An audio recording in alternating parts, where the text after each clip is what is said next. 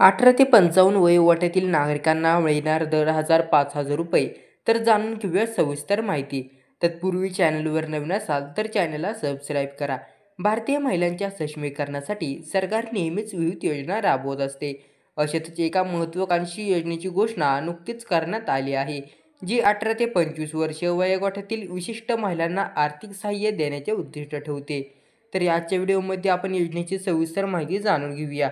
मुख्यमंत्री एकल नारी सन्मान निवृत्ती वेतन योजना असे नाव देण्यात आले आहे.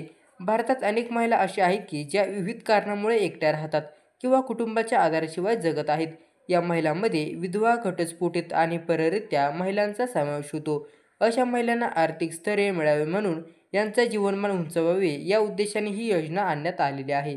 योजनेचे स्वरूप: या योजनेअंतर्गत पात्र महिलांना दरमहा 500ची रक्कम निवृत्तीवेतन म्हणून दिली जाते.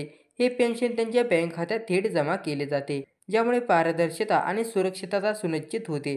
या योजनेचा लाभ घेण्यासाठी महिलांनी पुढील निकष करणे आवश्यक आहे. 1. वयोमर्यादा: अर्जदार महिलेचे वय 18 ते 55 वर्षे दरम्यान असावे. 2. वैवाहिक स्थिती: या योजनेत विधवा, घटस्फोटित किंवा परित्यक्त्या महिलांचा समावेश होतो.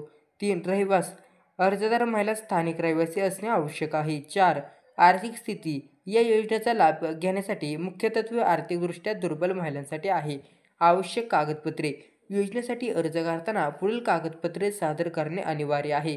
आधार कार्ड, रेशन कार्ड, जन्म प्रमाणपत्र, मूळ रहिवासी दाखला, बँक खाते पासबुक किंवा स्टेटमेंटची प्रत, पासपोर्ट आकाराचा फोटो आणि उत्पन्नाचे प्रमाणपत्र. अर्ज प्रक्रिया: योजनेसाठी अर्ज करण्याची प्रक्रिया सोपी आणि सुलभ ठेवण्यात आली आहे.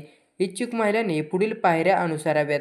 1. संबंधित विभागाच्या कार्यालयात जाऊन अर्जाचा नमुना प्राप्त करावा.